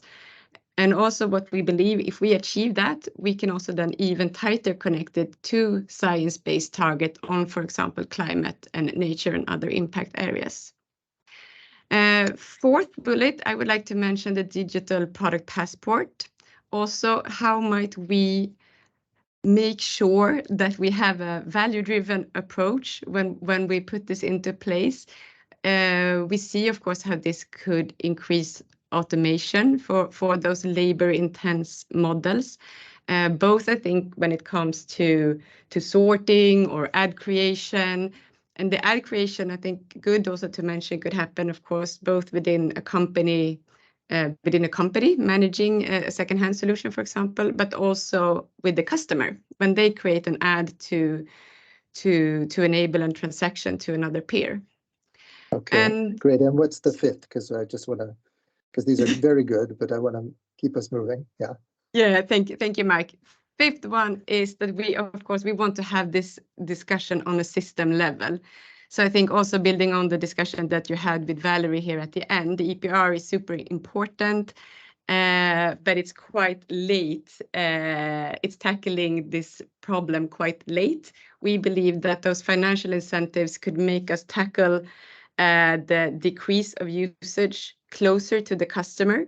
So making financially viable the models that will actually keep the products in the loop closer to the customer. Perfect. So even before they end up in the bin. Excellent. I have so many questions for you, but we have to move on. I mean, just one thing for you to consider as we move on to Hans here. This issue that we talked about, you know, do we know, have we modeled what the financial breaking point is or threshold for making circular business models more valuable, more profitable than linear, right? That would be interesting, because even if you can do some more of that, we're still doing so much of the other. And as an organization that's been built around the old model, how do you transform a company at pace and scale to move to the new model? It sounds like it requires some significant financial incentives there. Thank you, Sarah. Hans, what I think is interesting about Renewable Workshop, now Bleckmann, is that you were one of these pioneers in what Gwen had presented, providing these services. So quickly tell us about what you do so everyone is reminded, and then come right into what you think needs to happen policy-wise. Yes. So first of all, thank you, Michael, for inviting us and having us weigh in on this very relevant topic to us. I'm the program manager within Bleckmann for the Renewal Workshop. Let me maybe first explain a bit the angle from which we look at this topic. So for those who don't know, Bleckmann is a global provider of end-to-end supply chain services for fashion and lifestyle brands. And so with our 4,000 people in total in over 30 sites globally, we already help these brands with warehousing, fulfillment, transport, returns management, customs, always in the linear economy. And so since last year, we also provide these brands with circular services because we acquired the Renewal Workshop. And this acquisition came from a deep realization that we were part of the problem. Basically, we were part and still are part of the linear economy. And we would rather be part of the solution. And so that's why we bought the Renewal Workshop and integrated their services in our already existing service offering, because renewal is a very logic addition to, for example, returns handling that we are already doing. And so what we saw in the rich experience of the Renewal Workshop in the 6-7 years that they were already active is that the main drivers that why brands worked with them are mainly wanting to reduce their environmental footprint, for one, but secondly, also to connect in new ways with their consumers via these trade-in programs, for example. And those drivers are really rooted in the why of those companies, of those brands, and they are really very strong in this striving for circularity. And we also feel that these drivers potentially have more impact on circularity than legislative frameworks, because legislative frameworks always play on the obligation to do something and not on the why of a company.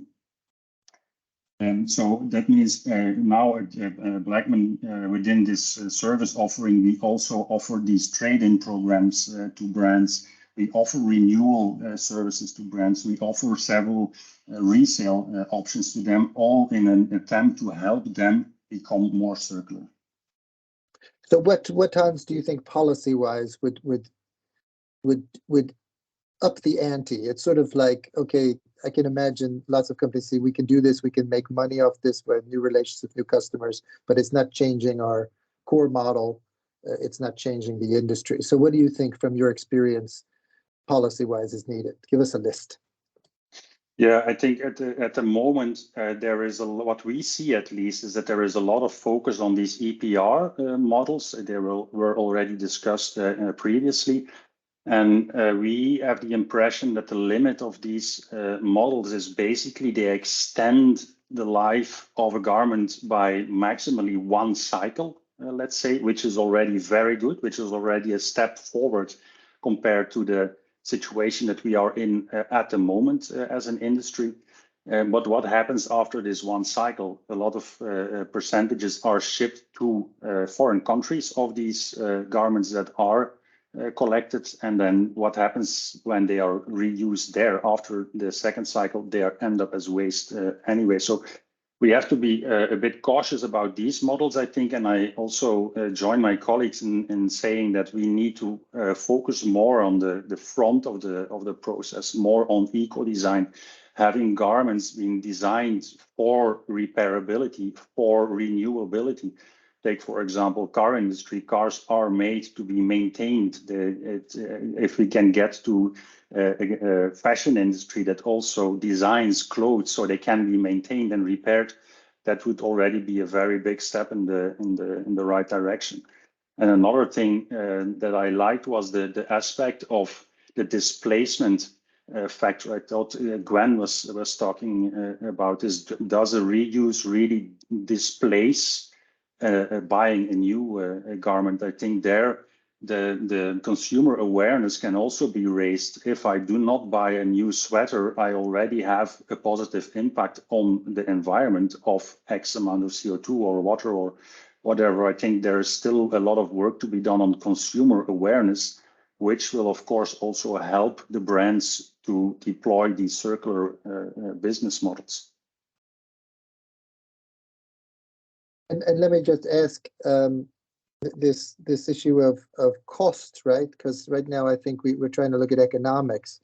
It still, isn't it, with EPR models, some would argue, still too cheap to basically what you say to meet the requirements of EPR. Exactly. Yeah, exactly. That's what we see happening. France is the front runner with with multiple years, let's say, running an EPR scheme. The Netherlands is also now launching this, and it's basically using the blueprint of France, which means that brands pay a relatively small fee per garment that they put on the market to have a central collection and sorting organized. But this collection leads to one-time reuse, best case, in foreign countries, and then the loop is not closed, and so it extends the life cycle for a relatively small fee, but it does not close the loop. And we fear that this might limit even the ambition to really strive for circular models that do close the loop, because it's such a cheap alternative that we are offering to fashion brands. Interesting. Thank you for that, Hans, and come back after if there's some key things we missed here. Luana, you operate through the EMOS France, right? So you have a very different view, I guess, than the traditional commercial model. So what are you thinking from your perspective is needed, and where does your type of organization, social enterprises, fit in? Thank you, Michael. Hello, everyone. So yes, to present briefly the organization I work for. So I'm head of EPR for textiles at Emmaüs France, which is an international organization that aims at tackling the causes of poverty and exclusion in our society. So we are present in 20 countries across Europe, but I'm only going to talk about what happened in France. We have 300 structures that are called Emmaus groups. They can be association or social enterprises, and each group supports a social project to implement its vision of a fairer and more sustainable society. So to simplify, the social project of our groups is to provide activities for people who have no qualification or who didn't work for a long time, and also to host people who've experienced poverty in their life. Most of them were homeless at some point.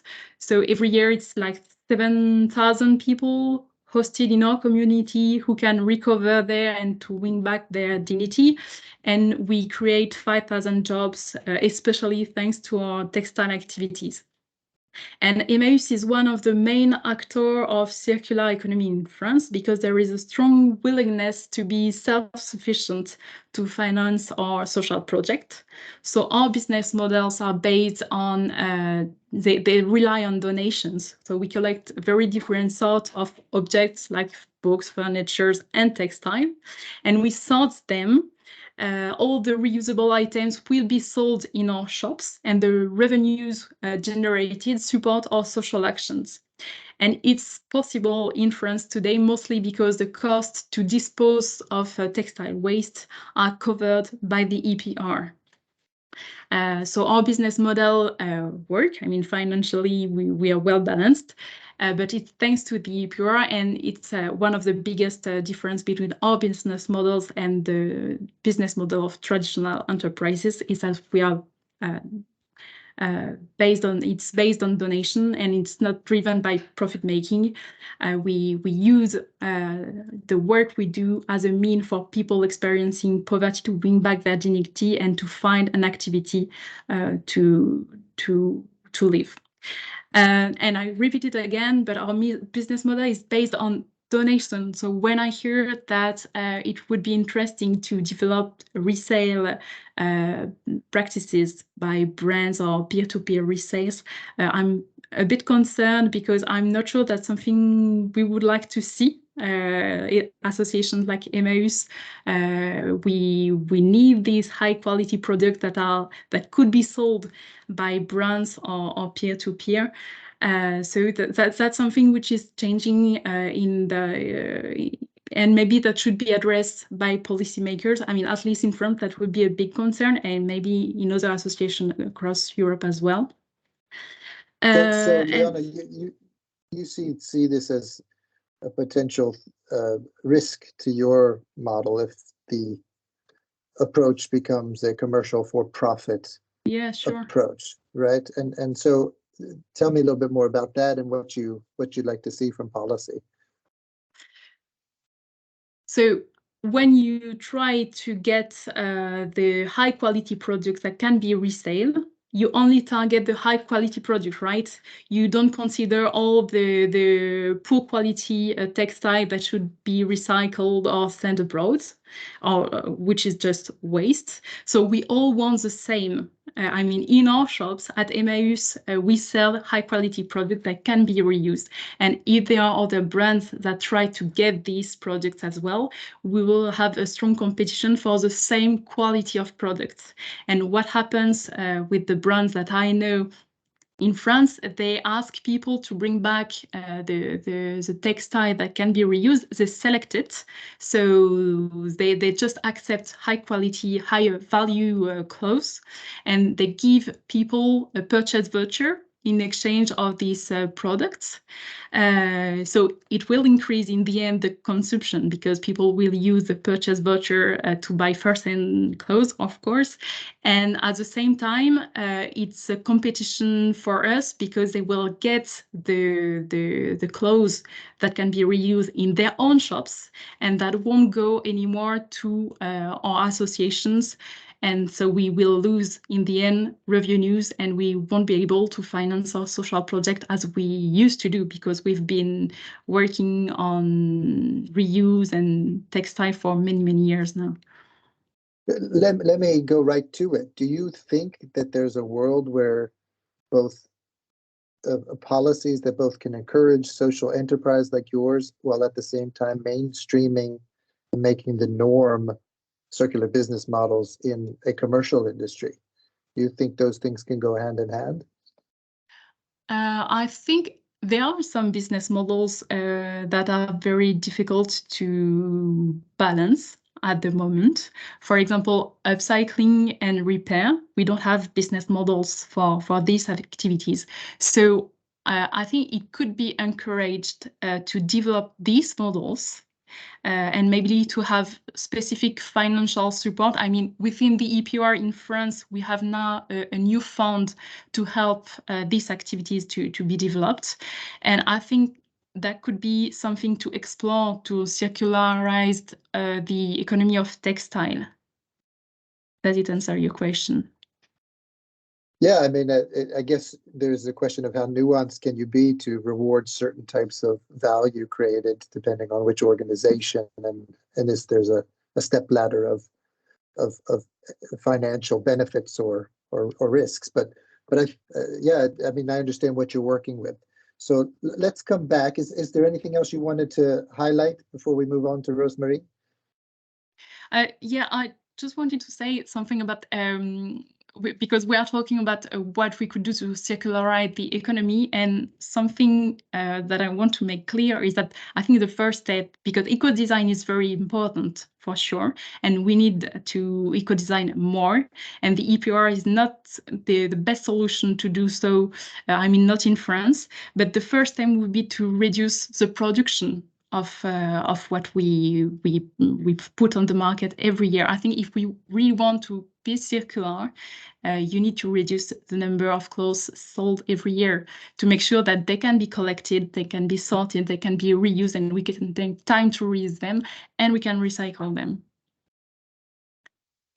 That was my excellent. So as I move over to Rosemary, think about how that would happen. What policy would make that happen? Maybe from an economic point of view. Rosemary, we're finally to you. Thank you for being so patient. So you have another angle representing a city, a municipality, I guess you could say, which is very important because we're seeing these kinds of policies and things at different levels, right? Not everything has to happen at the large EU level, and cities are often great front runners. So maybe you can say just a couple things about what the city of Amsterdam has done around this issue. I believe a lot of it's about repair, but you could clarify that. And then what from those lessons do you think are recommendations for policy that make the economics work? Yeah, 3 years ago, the city of Amsterdam aimed already to become 100% circular by 2030. And guided by also participating the Reflow project, the Horizon 2020 project, we were able to piloting a lot of things here in the city of Amsterdam.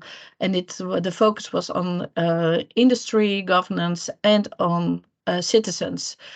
And by researching and doing at the same time, we found out that 4% of textiles has the impact on emissions here in the Amsterdam area. And but as also this talk is certain, we were searching. Yeah, we have to guide and we have to get aligned with all of them at the same time. So in a very holistic way, and doing research and talking about repair, we found out that an average repair on a garment, it's 10 euros. So not for everyone, this is a driven force to repair their clothes. And even also not all garments are designed for repair. And that made that we were thinking about to participate also people who are living in a kind of poverty, to align also with the circular economy, and to see how we can get them aligned as well, because most of the time circularity, sustainability, especially in the fashion industry, is more expensive. when you have organic cottons or other products or that are made by smaller designers, most of the time are also more expensive.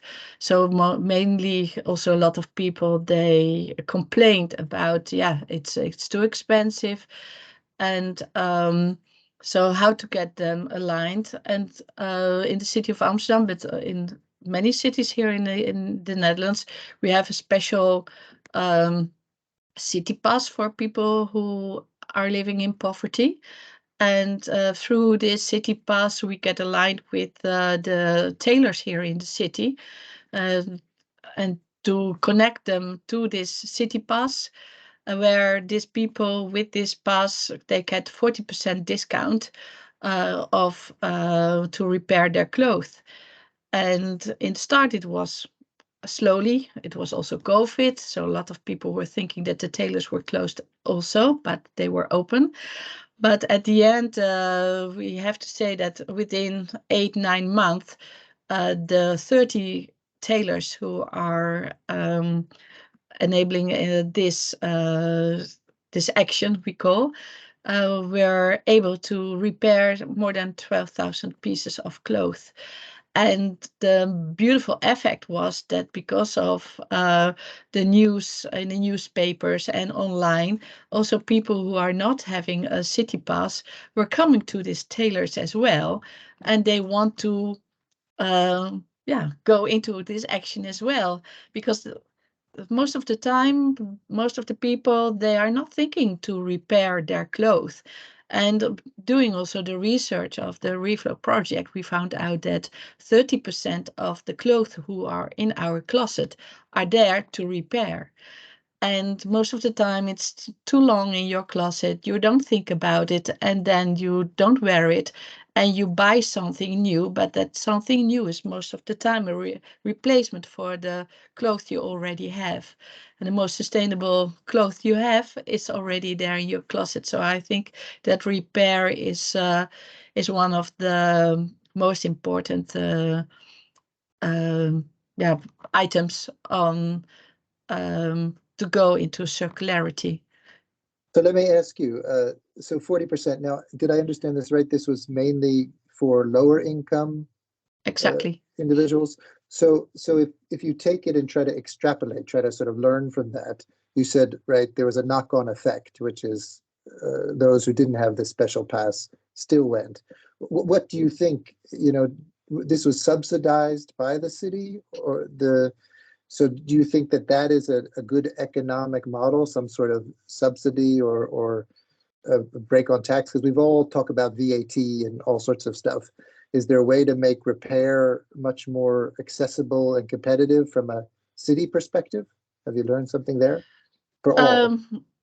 Yeah, it could be, because we dropped down in the Netherlands already the tax on repair some years ago. The taxes are 9%, but I would love to see that on repair there would no taxes at all, because the clothes are already made. The tailors are not so earning so much money on it. So why to put extra tax on it?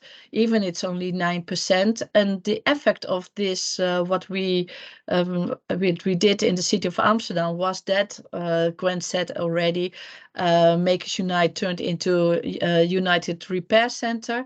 They had the collaboration with some bigger brands like Patagonia, PVH, but also with Scotch and Soda. And now also these brands, they offer to their clients a free repair lifetime. So Patagonia did already, but that is, of course, also some new business models that you can, as a brand, you can look at it, also to get new clients to you, but that they come to you and for their repair lifetime. So they come into your in your shop and to bring back the garment who needed to be repaired, and maybe you can offer something new. So yeah, that's more the client attraction again to your brand, and also to your relation to your client could be increase in that way. But it sounds like the city level or the municipality has a potential big role to play in enabling these new behaviors. And I think that's quite interesting to not always look at the big EU level. With under the Reflow project, we developed a lot of things. So I would suggest to see the Reflow project.eu platform where people can read, and otherwise they can send me an email or something.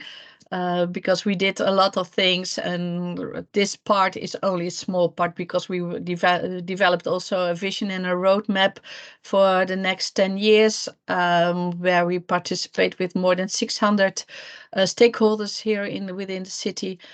It's about collecting, it's about repair, it's about reuse, renting, all these things we spoke today about it. Okay, so if anything there, as you recall, has to do with the economics of this, right? The finances, let us know. So I just want to now open it up to all of you here before we move to wrap up the whole session with our colleague from the EU Commission. There's a couple of things that stand out, like VAT, right? Often there's a talk about VAT and no zero VAT. Are you all in agreement that we need to use the VAT policies to encourage these new models, or where do you stand there around VAT? Because I know social enterprise, maybe you want some positive discrimination on VAT for your type of organizations, but do we really know how VAT will help or not to encourage this significantly? Sarah, do you think that that's something we should be focusing seriously on, understanding how much VAT reductions would actually make a difference? Yeah, I guess the answer from my end is yes, we should, but we should not stop there. We probably need much more, and I think that's why we need to have those dialogue on a system level together with policy experts and experts from different parts of the fashion industry or fashion landscape. If we also that discussion about VAT is just too limited. It's one piece of a larger puzzle. Most likely, yes. Right. I want to add something ahead, because Valerie was talking about only recycled materials that the VAT has to move away from that. But I also want, because I worked also for the Fair Trade Organization as cotton manager, and I would break a lance for also the organic grow of cotton. Also that are new materials. But I think that also on the new sustainable materials needs to be a VAT reduction, because that's only 1% globally, and I think that has to be increased as well. Okay, and what about like the economics again? We're talking about sort of this basic principle that if still the linear models are cheaper than circular models, that you still make profit there. It's cheaper for the customer, it's cheaper for the company or the social enterprise, that you will never shift over significantly to these models. Valerie talked about, and I know for some it's a sensitive word, but taxation or making virgin fibers or virgin materials or virgin products more expensive and subsidizing circular products. Where do you all stand on that perspective? Hans. Well, I join Sarah in what she says. I think we need a multitude of levers to push the rock. You mentioned the rock, I think, in the beginning of the talk, Michael, to move the rock updale. We need multiple levers, and so taxation can certainly be one of them. And why not also, from an EU point of view, test these models in test projects or pilot projects in different countries, that we can see and learn together what the effect is. And in that respect, I like the concept of the pre-competitive innovation. I think that Gwen coined it. That could be part of such a track. Yeah. Any other views on taxation or subsidies? Taxation of brands that, for example, do not through a full eco-design process, or who sell fast fashion products. I think that would be something interesting, yeah, to dig in. So I want to, Sarah, did you have something there? No, but I could just add that from the company point of view, I think I see it as we need to look at two different profit and loss models. We have the linear business with P&Ls that we have used over the years, and maybe it's time just to revisit them and see what do we put in that actually illustrates the true cost of our business to compare this. It could also be like the EPR fees, that we actually consider them also when we compare different ways of operating business. And then again, reduced or removed VAT would make the circular case better. So again, we need many levers to look at.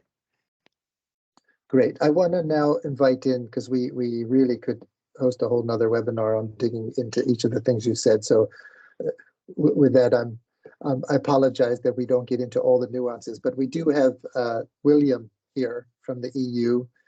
William, can you join us? I'm here, Michael. I hope you can see me. Yeah, I can see you. So you've been listening to this. Maybe you can very, very briefly say who you are and what you do, because you're not working directly with textiles. Very quickly, and then we'd love a few reflections. Yes, I have to apologise on behalf of my colleague Maria, who was taken ill, as you said. So I'm William Neal. I'm the advisor in the Environment Directorate General of the European Commission on circular economy. And so when you think about what you're hearing here, what comes to mind? What are you thinking about in terms of what the EU or other member states or legislation can do to make the economics work? Well, the first thing is how far we've come. You asked at the beginning of the panel discussion, to what extent is EU legislation conducive to circularity? And the responses were kind of, yeah, okay, but it could do a lot better. And I'm thinking, well, we only had environment in the European treaties from 1986. And sustainable development was only in the treaties from 1992, and even 20 years after that, we were still really basing our environment policy on legislation to punish polluters. It was rather prescriptive, it was legislative, and really in the last 10 years we've really turned around to a much more economic perspective, getting the economics right and creating a more enabling framework through policy.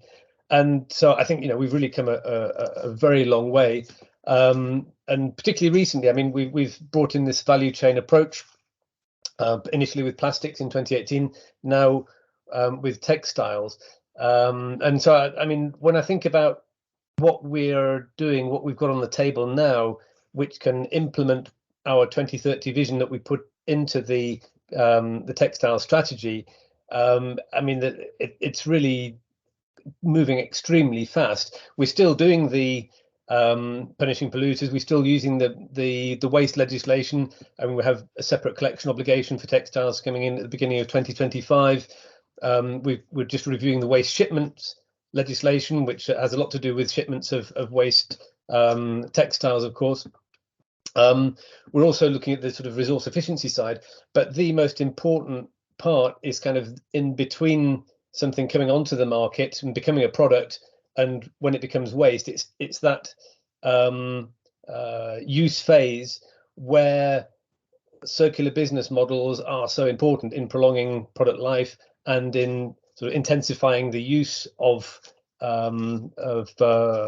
products as well, particularly in textiles, where we've heard today the level of overproduction and the level of destruction of textiles and so on. So if I look at what we're doing now, I mean, we mentioned, or several people mentioned, eco-design. This is using the single market of the European Union. So we have 500 million consumers, and by setting minimum requirements for products to be put on that market, we have a huge global impact on the way products are produced.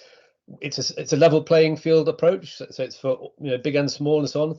And those requirements that we can put into eco design, we're moving from an approach just based on energy using products and energy performance in the use phase to circular and other requirements, and that could include things like recycled content. It could include banning certain types of dyes or mixes in fabrics which could be problematic for recycling. So there are huge possibilities in there, and textiles will certainly be one of the first in line for eco-design criteria once the regulatory process has gone through and the regulation enters into force and we start working on individual product groups. Another thing let me just jump in there, William, because we're talking about the economics of this. So this is great, and there are these requirements which have their role.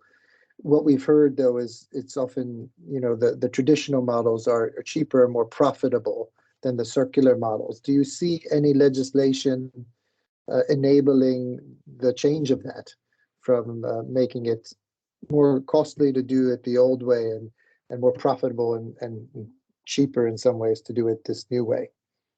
Yeah, well, I mean, what I was saying about eco-design, it's really sort of getting the worst off the market. It's still quite sort of prescriptive in a way, and we also, by the way, there are Article 20 of the eco-design proposal is talking about banning or prohibiting the destruction of unsold goods and transparency requirements there. But when it comes to getting the incentives right, the taxonomy that we're working on at the moment, the sustainable finance taxonomy, we've done it already for climate mitigation and adaptation. We're now looking at how we can incentivize the top runners by giving them access to more interesting financial terms. So we're setting technical criteria for sustainability, including on circular economy. Now, there will be a public consultation probably in March on the proposals for this, including finishing of textiles in relation to pollution, but also manufacturing of wearing apparel in relation to circularity. So please, everybody, look at that carefully. We'd be interested to know what what you can bring as experts to that. But I think even more interesting and very innovative, we will be putting on the table taxonomy requirements, not just by economic sector, but for the first time for circular business models across the board, across all sectors, all economic activities. So for repair, refurbishment and remanufacturing, for the sale of spares, for the preparation for reuse, for the sale of second-hand goods, for products as a service. So please bring in your expertise to those when we come to the public consultation, bearing in mind, of course, that this doesn't apply to SMEs directly. Of course, SMEs will be affected because they are supplying a lot of the bigger companies that will be able to use the taxonomy. But I think I've said about the eco-design, which is sort of keeping the worst off the market, and taxonomy, which is about the top runners. In between that, you have things like extended producer responsibility, which, okay, it's about waste, but it's very much about incentivizing good product design, because if you have eco-modulation, then you can sort of internalize the externalities that Valerie was talking about in her presentation. And we have said in our textile strategy that we will bring in eco-modulation for extended producer responsibility in the textiles area. Another thing which is acting sort of between those sort of the bottom runners and the top runners is the digital product passport, which we introduced the proposal as part of eco-design. And this is really to try to sort of stop losing that important data for circularity as a product sort of makes its journey through the economy.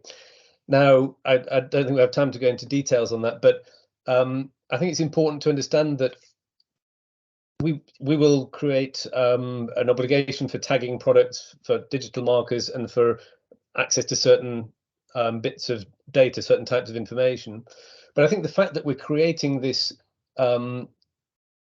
standard and open architecture and standards for the data and interoperability means that the possibilities to build more on top of that, and we saw things like E.ON were mentioned today, some of the private voluntary initiatives, the possibilities to extend those voluntary add-ons will be huge. And I think that we're opening up a major area there in terms of business to business, business to consumer information, and also B2G, sort of business to government in things like the market surveillance and the customs aspect.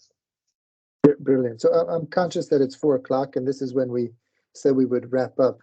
As you all notice, we have so much more to talk about and to get into the weeds of this, but this was a good start, we think. It's not the start.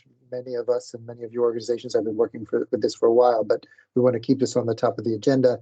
William, I really appreciate you addressing it, because I know you don't work specifically with the textile strategy, but it sounds like you all think there's a range of policy packages and approaches that together could incentivize where we need to be. I think, as you heard from all of us and the experts here, there needs to be a real sense of making sure that these are not sort of indirect incentives, but maybe direct incentives, financial incentives to drive the movement towards these new models. But it would be interesting from your expertise to continue that conversation. The taxonomy sounds very interesting if we can get it right. I'll be very happy to continue that. And I would just say that when it comes to circular business models and their promotion, we have proposed a European Circular Business Hub. If you look at Article 19 of the Eco-Design Regulation, we're also proposing assistance to small and medium-sized enterprises. Also, in our transition pathway to social economy, we've had a whole chapter on circular economy. So yeah, we are trying to do what we can, but of course, in Brussels, we're a long way from businesses, and that obviously has to be delivered really close to the ground. And I was thinking that's a key point, is if you take the kinds of organizations that were here today and work directly with them and say, what do you need to make this 80% of your business, not 5%? That would be interesting to see what kind of policy proposals you come up with, either those that exist or those that need to be adjusted or added. So I'm conscious of the time, and we want to respect all your time. I want to bring in Valerie and Marie-Jeanne also here to say thank you. Perhaps you both want to jump on in the video. There you are. And is Marie-Jeanne there? There you are. Brilliant. So I on behalf of us, and you also can say it, we want to thank you for participating today. We've gotten a lot of input in the chat. Unfortunately, we couldn't address them, but some people did. That's brilliant. We're going to look at that, see if we can come back with some answers and also pass that on. And hopefully we'll be able to find new ways to have these convening discussions, not just between our organizations, but with you all as well. There's a lot of nuance here that has to be explored. I want to thank, of course, Gwen Cunningham. I want to thank Sarah Erickson from H&M, Hans Robin from the Renewal Workshop, Luana Lehmer from EMUS, and Rosemary from the City of Amsterdam Advising. I know I didn't say your names particularly correct, but I think you'll give me a break on that one. We want to continue also that discussion with you. I know you've just talked about your expertise at the tip of the iceberg in this call. I pass it over to Valerie and Marie-Jeanne. Anything you two want to say, since you've done such a brilliant job in organizing this? All good from my side. Just a big thank you. I don't know, Marie-Jeanne, if you have anything else to add. No, thanks a lot, Michael, for moderating the session, and Valerie for great work together all over these months, and for all the speakers for enhancing such good discussion. You can see in the chat also that it was an important topic to discuss. Brilliant. And we also want to, of course, thank our support, Lucas and Alice and team, who's done all the support here amidst all the other things that they've been doing for other events. So thank you and your team for that, and for our colleagues in the stakeholder platform who've inputted. And with that, because it's 4:05, we're going to wrap up and again, hopefully discuss and debrief how we can continue this quickly again to deepen and get more specific on what's needed. So thank you very much, everyone, for participating. Thank you very much, Michael.